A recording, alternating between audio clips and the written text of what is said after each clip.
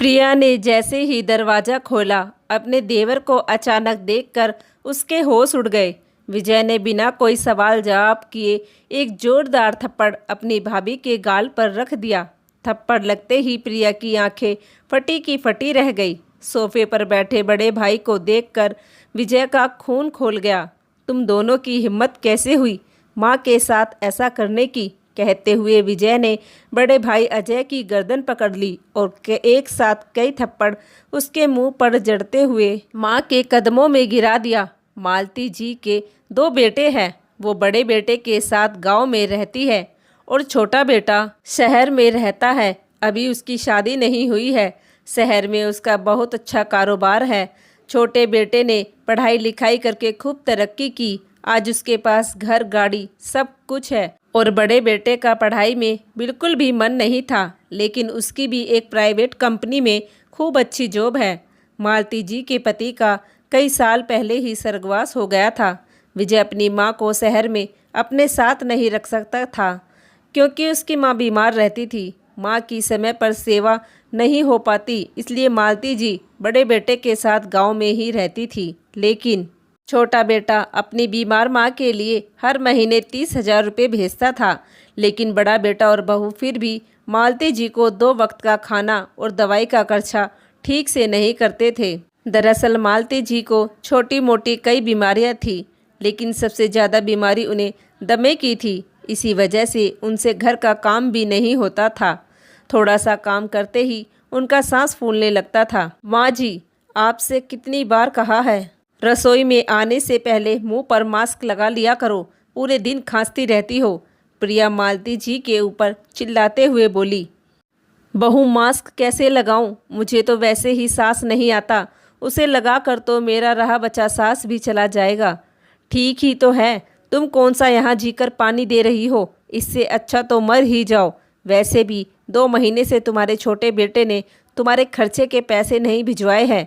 बहू की ऐसी कटीली बातें सुनकर मालती जी का कलेजा छलनी छलनी हो जाता। एक बार जब विजय ने माँ के खर्चे के लिए 2-3 महीने से पैसे नहीं भेजे तो अजय और उसकी पत्नी ने मालती जी की दवाई चेकअप सब बंद करा दिया। अब उनकी तबीयत और भी ज़्यादा खराब रहने लगी। माँ जी, जल्दी से झाड़ू मार कर पोछा मार दो, प्रिया मालती जी से बोली।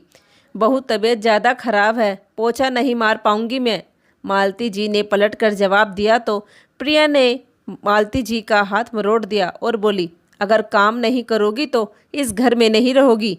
एक तो तुम्हारे खाने का खर्चा, ऊपर से तुम्हारी बीमारी ने हमारा जीवन नर्क बना दिया है। प्रिया अपनी सास को धक्का देते हुए बोली तो सामने खड़े बेटे को देखकर मालती जी की आंखों में आंसू आ गए। माँ, आपका भी रोज का ही ड्रामा हो गया है। अब खड़ी खड़ी क्या देख रही हो? जल्दी से पोछा मार दो। अजय माँ के हाथ में पोछा देते हुए बोला। रोते रोते मालती जी का सांस फूलने लगा। वह बेटे से बोली, बेटा, पोछा मार दूंगी, घर का सारा काम भी कर दूंगी। पहले मुझे एक बार डॉक्टर के पास ले चल, मुझे सांस लेने में दिक्कत हो रही है। बुढ़िया, अब की बार तेरे बेटे ने तेरे खर्चे के पैसे नहीं भिजवाए हैं, इसलिए चुपचाप काम कर ले। जब पैसे आ जाएंगे तो डॉक्टर के पास ले जाएंगे, प्रिया मालती जी को आंखें दिखाते हुए बोली। फिर एक दिन विजय का फ़ोन आया। हेलो भाभी, कैसी हो? माँ और भैया कैसे हैं?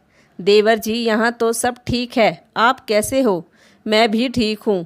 माँ की बहुत याद आ रही थी, सोचा फ़ोन कर लूँ, एक बार ज़रा माँ से तो बात कराना। अभी कराती हूँ, कहकर प्रिया ने फ़ोन होल्ड पर रख दिया। प्रिया मालती जी से घूरते हुए बोली, ले बुढ़िया, तेरे बेटे का फ़ोन आया है। अगर तूने उससे कुछ भी कहा ना तो फिर तेरी खैर नहीं। तुझे कमरे में बंद करके 2 दिन तक खाना नहीं दूंगी, फिर सड़ती रहना कमरे में। बहू, ऐसा मत करना, मैं कुछ नहीं बताऊंगी। हेलो हेलो माँ, प्रणाम। प्रणाम बेटा, भगवान तुझे हमेशा खुश रखे। बेटे की आवाज़ सुनकर मालती जी की आंखों में आंसू भर आए। माँ, आप रो क्यों रही हो? भैया और भाभी आपका ख्याल तो रखते हैं ना? यह सुनकर मालती जी रूंधे गले से बोली, बेटे, तेरे भैया और भाभी तो मेरा बहुत ख्याल रखते हैं, मुझे पलकों पर बिठा कर रखते हैं, मेरी दवाई का भी अच्छे से ख्याल रखते हैं। माँ, आपके मुंह से सुनकर मुझे तसल्ली हुई, वरना मुझे कई दिन से आपकी बहुत चिंता हो रही थी। अच्छा माँ, पता है आपको आज मैं घर आ रहा हूँ। यह सुनते ही मालती जी खुश हो गई, लेकिन उसने बहू को ये जाहिर नहीं होने दिया कि विजय घर आ रहा है। अच्छा माँ, अपना ध्यान रखना, वहीं आकर बात करूँगा, कहकर विजय ने फ़ोन रख दिया। कुछ देर बाद बड़ा बेटा अजय घर आया तो प्रिया उससे बोली, अजय आज तुम्हारे भाई का फ़ोन आया था, तुम्हारी माँ से बात की है उसने? माँ से बात की है? कुछ बताया तो नहीं माँ ने? अरे बताती कैसे, मैं जो वहीं थी, प्रिया मुस्कुराते हुए बोली। दोनों बेटा बहू आपस में बातें कर रहे थे कि तभी मालती जी बोली, ये तुम लोग ठीक नहीं कर रहे हो। मेरा बेटा मेरे इलाज के लिए पैसे भिजवाता है और तुम दोनों उस पैसे को खा जाते हो। देखना जब विजय आएगा तो मैं विजय से सब कुछ बता दूंगी। मालती जी के इतना बोलते ही प्रिया अपनी सास के मुंह पर थप्पड़ मारते हुए बोली, बहुत जुबान चलने लगी है ना तुम्हारी? सब कुछ बताओगी ना अपने बेटे से? उससे पहले तुम यहाँ रहोगी तभी तो बताओगी ना। और वैसे भी अब तुम हमारे किसी काम की नहीं हो, क्योंकि तुम्हारे बेटे ने पैसे भिजवाने तो बंद कर दिए। कहते हुए प्रिया उनके 2 जोड़ी कपड़े हाथों में ले खचेड़ते हुए दरवाजे से बाहर कर दिया। ले बुढ़िया अपने कपड़े और दफा हो जा यहाँ से, अगर इस घर में कदम रखा तो टांगे तोड़ देंगे तेरी। कहते हुए मालती जी के बेटे और बहू ने दरवाजा जोर से बंद कर लिया। बेटे, मैं विजय से कुछ नहीं बताऊंगी, बस एक बार दरवाजा खोल दो। मैं कहाँ जाऊंगी? रूखी सूखी खाकर एक कोने में पड़ी रहूंगी, पर मुझे मेरे घर से मत निकालो। कहते हुए मालती जी रो रो कर बाहर का दरवाजा पीट रही थी। बेटे और बहू को बिल्कुल भी तरस नहीं आया। बीमार बेबस लाचार मालती जी को सुबह से शाम हो गई। वह सीढ़ियों पर बैठकर रोती रही, लेकिन बेटे और बहू ने दरवाजा नहीं खोला। जब शाम को विजय शहर से अचानक घर आया तो अपनी माँ को ऐसी हालत में देखकर उसके होश उड़ गए। मालती जी की आंखें रो रो कर लाल हो रही थी।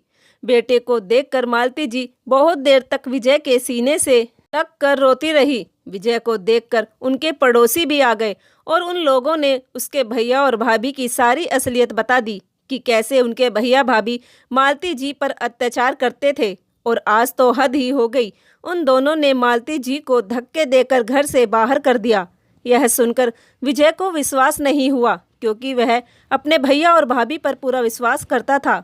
पर जब खुद मालती जी के मुंह से सारी आपबीती सुनी तो विजय से बर्दाश्त न हुआ। उसने जोर से दरवाजा खटखटाया।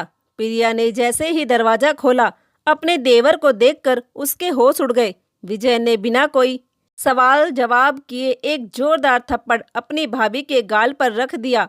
यह देखकर सोफे पर बैठे बड़े भाई के भी पसीने छूट गए। उसको देखकर विजय का खून खौल गया। विजय ने अपने भाई को देख उसकी गर्दन पकड़ ली और उसके भी मुंह पर कई थप्पड़ एक साथ जड़ते हुए माँ के कदमों में गिरा दिया। तुम दोनों की हिम्मत कैसे हुई माँ के साथ ऐसी हरकत करने की? इतना पैसा भिजवाने के बाद भी तुमने माँ पर इतना अत्याचार किया। समय पर इलाज न होने के कारण क्या हालत बना दी है मेरी माँ की।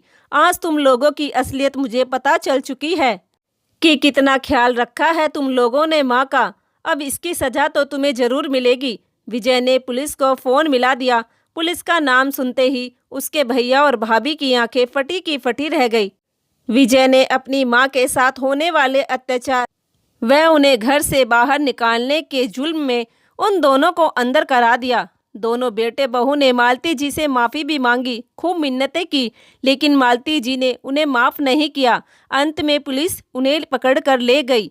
बाद में विजय ने गांव वाले घर को किसी गरीब बेसहारा को दे दिया, क्योंकि उसके पास तो किसी चीज़ की कमी नहीं थी। वह अपनी माँ को शहर ले गया। वहां उसने अपनी माँ के लिए एक सहायिका रख ली जो मालती जी का खूब अच्छे से ध्यान रखती है। विजय भी अपनी माँ को पूरा समय देता है। मालती जी अपने छोटे बेटे की सेवा से बहुत खुश है। आज बड़े बेटे और बहू को उनके कर्मों की सजा और सबक दोनों मिल गए। दोस्तों, क्या विजय ने अपने भैया भाभी के साथ सही किया? प्लीज़ कमेंट करके ज़रूर बताना। धन्यवाद।